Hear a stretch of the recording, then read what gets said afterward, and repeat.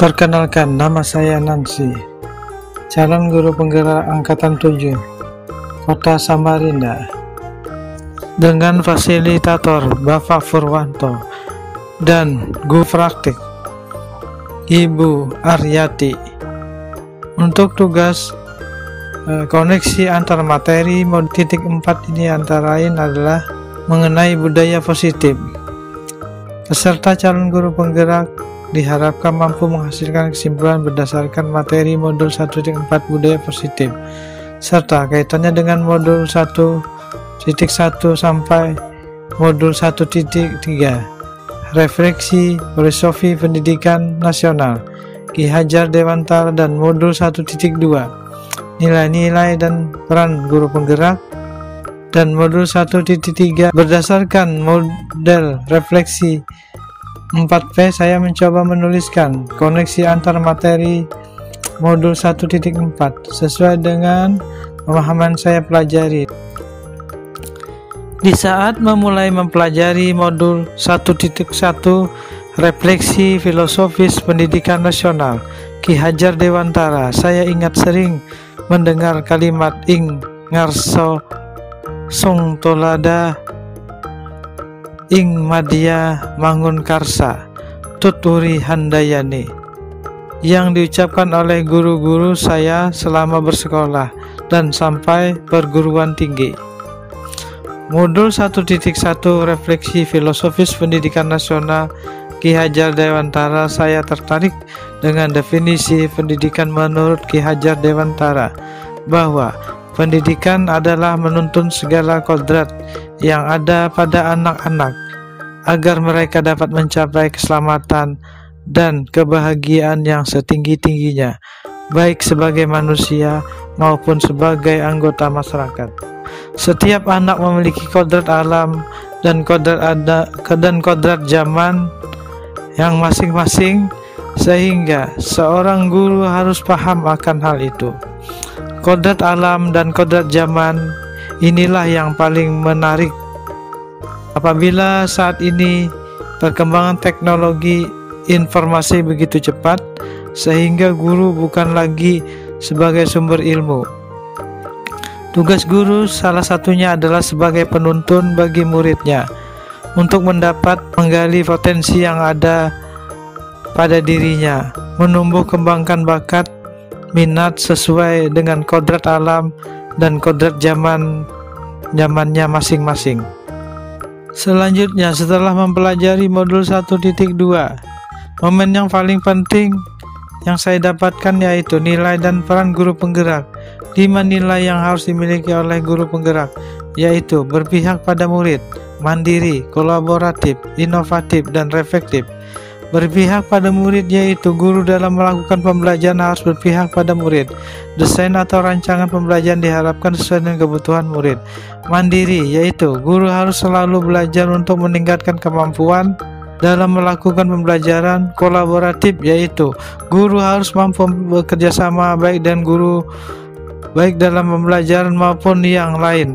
Inovatif yaitu guru harus selalu mencari inovasi untuk melakukan pembelajaran yang menyenangkan bagi siswa, misalnya dengan membuat media pembelajaran yang menarik atau memilih metode pembelajaran yang mengaktifkan siswa. Reflektif yaitu guru harus mampu melakukan refleksi atau evaluasi terhadap pembelajaran yang sudah dilakukan sehingga mampu mencari solusi jika ditemukan kendala. Dengan saya mempelajari modul 1.3 visi guru penggerak, saya mendapatkan pemahaman baru lagi terkait dengan tugas saya sebagai guru proyek kreatif dan kewirausahaan. Pemahaman baru pada modul 1.3 visi guru penggerak salah satunya adalah pembelajaran berpihak pada murid. Oleh karena itu, ketika saya mengajar lebih memahami bakat dan minat yang dimiliki oleh murid. Kemudian pada modul 1.4 budaya positif, saya mendapatkan pemahaman bagaimana menciptakan budaya positif di sekolah saya. Hukuman terhadap siswa yang melakukan pelanggaran memang sudah menjadi budaya yang masih diterapkan sejak kita sekolah dulu. Setelah mempelajari modul 1.4 budaya positif, saya berubah menerapkan pemahaman dari modul 1.1, 1.2, 1.3, dan 1.4 dalam pembelajaran di kelas maupun di luar kelas. Ketika melaksanakan pembelajaran yang berpihak pada murid, saya memberikan proyek individu maupun kelompok sesuai dengan materi pembelajaran. Proyek antara siswa satu dengan yang lain bisa berbeda, tergantung bakat minat yang dimiliki anak, tetapi masih dalam batas-batas yang ditentukan berdasarkan pokok batasan materi pembelajaran. Karena banyak produk yang dihasilkan oleh siswa bermacam-macam, maka saya harus berkolaborasi dengan guru mata pelajaran lain, wali kelas, serta orang tua murid terkaitnya. Alat dan bahan serta waktu untuk mengerjakan proyek tersebut. Selain berkolaborasi dengan guru lain, wali kelas, dan wali murid, tujuannya agar murid mudah membentuk dan menghasilkan produk yang dihasilkan, bisa membuka wawasannya untuk menjadi seorang wirausaha ke depan.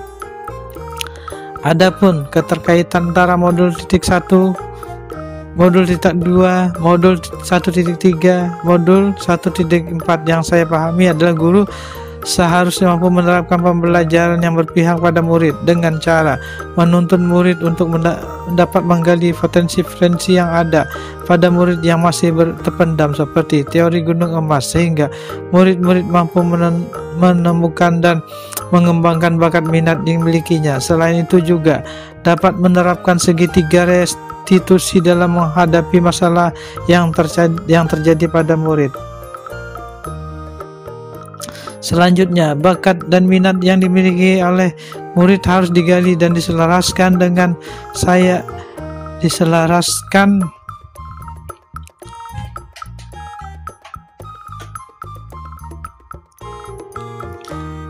dengan kebutuhan dunia usaha dan dunia industri, sehingga kelak murid bisa bersaing dalam berwirausaha. Pada modul 1.4 budaya positif, pengetahuan saya semakin banyak bertambah. Pada modul ini saya mempelajari hal baru, yaitu mengenai budaya positif di sekolah. Sangat perlu mengembangkan budaya positif di sekolah, karena budaya positif akan menciptakan rasa aman, nyaman, santai, tidak tertekan dalam kegiatan pembelajaran, sehingga hal ini akan mendorong peserta didik semakin kreatif, inovatif, bertanggung jawab, serta mandiri. Refleksi pertanyaan pemahaman atas keseluruhan materi modul budaya positif. Sejauh manakah pemahaman saya tentang konsep inti yang telah saya pelajari di modul ini?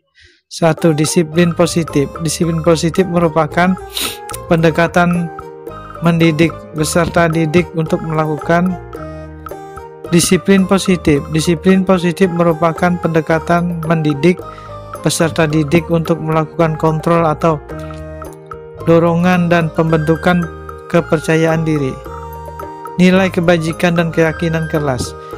Memulai membuat peraturan atau keyakinan mengenai nilai-nilai kebajikan mulia seperti menghormati, menghargai, tolong-menolong, kerjasama, mandiri, kreatif, dan peduli. Posisi kontrol. Posisi kontrol dalam menyelesaikan beberapa kasus yang sering terjadi di sekolah. Posisi kontrol tersebut yaitu pemberian hukuman, membuat rasa bersalah teman, pemantau, dan manajer. Kebutuhan dasar. 5 kebutuhan dasar hidup yaitu kasih sayang, rasa terima, penguasaan, kebebasan, dan kesenangan.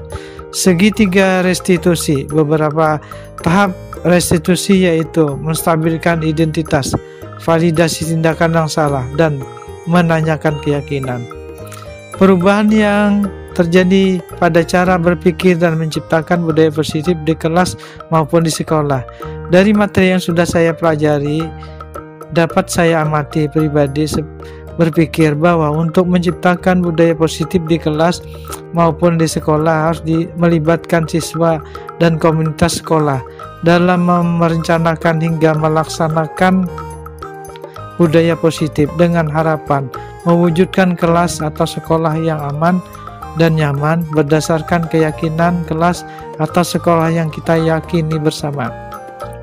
Kemudian pemahaman lainnya bahwa posisi kontrol yang saya lakukan selama ini sebagai penghukum atau membuat bersalah ternyata kurang tepat untuk mewujudkan disiplin, sehingga saya perlu merubah menjadi posisi kontrol manajer dan menerapkan segitiga restitusi di kelas ataupun di sekolah saya. Pengalaman yang pernah saya alami terkait penerapan konsep-konsep inti dalam modul budaya positif baik di lingkup kelas maupun sekolah saya. Pengalaman yang saya alami dalam konsep modul budaya positif ini yaitu pada saat saya mempunyai keinginan untuk menyelesaikan permasalahan pelanggaran yang telah dilakukan oleh peserta didik, yaitu saya meletakkan posisi saya sebagai manajer. Terkadang sikap saya berbenturan dengan budaya sekolah yang terbiasa menghukum siswa sebagai langkah ampuh selama ini untuk membentuk disiplin peserta didik. Maka dari itu saya memerlukan pendekatan khusus dalam mensosialisasikan hal ini kepada teman sejawat, karena selama ini budaya sekolah yang selalu memberikan hukuman kepada peserta didik, sehingga saya lebih tertantang untuk mengimplementasikan posisi sebagai pendidik, sebagai manajer, dan menerapkan segitiga restitusi dalam menyelesaikan beberapa kasus indisipliner peserta didik. Karena dengan menempatkan kepada peserta didik untuk melatih mempertanggungjawabkan perilaku dan mendukung menemukan solusi atas permasalahannya, saya merasa tertantang untuk menyusun strategi dan mensosialisasikan konsep budaya positif kepada rekan sejawat agar dapat berkolaborasi melakukan perubahan budaya positif di kelas maupun di sekolah sebagai salah satu wujud menuju sekolah ke arah profil pelajar Pancasila. Pengalaman yang sudah ada dan perlu dikembangkan dalam penerapan konsep budaya positif di sekolah yaitu, menurut saya sekolah saya sudah menerapkan konsep budaya positif dan disiplin positif, dan yang perlu dikembangkan dan dibangun lagi yaitu nilai-nilai kebajikan, keyakinan kelas bersama dengan pihak peserta didik. Yang perlu dikembangkan dan diperbaiki yaitu posisi kontrol kita yang selama ini cenderung sebagai penghukum dan pembuat merasa bersalah harus beralih ke posisi kontrol sebagai seorang manajer. Sebelum mempelajari modul ini, ketika berinteraksi dengan murid berdasarkan 5 posisi kontrol, posisi manakah yang lain yang sering Anda pakai dan bagaimana perasaan Anda saat itu? Setelah mempelajari modul ini, posisi apa yang Anda pakai dan bagaimana perasaan Anda sekarang?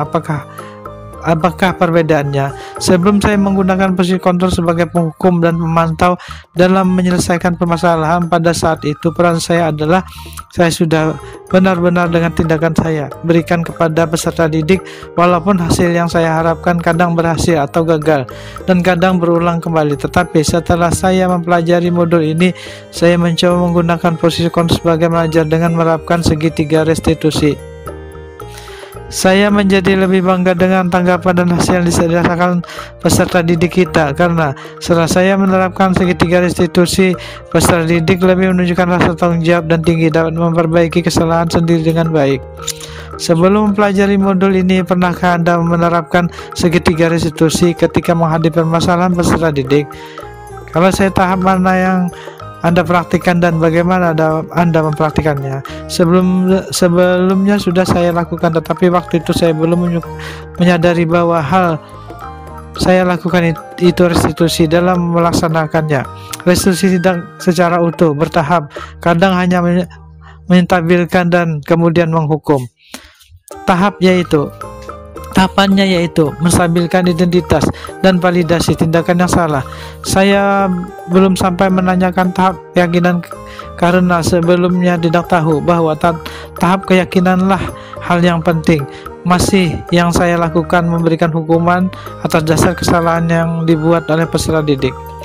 Selain konsep yang disampaikan dalam modul ini, ada hal yang lain yang menurut Anda penting dipelajari dalam proses menciptakan budaya positif baik di lingkungan kelas atau sekolah. Hal yang menurut saya sangat penting untuk mewujudkan budaya positif yaitu adanya kolaborasi atau kerjasama yang baik, semua warga sekolah maupun yang ada di kelas maupun sekolah mendukung.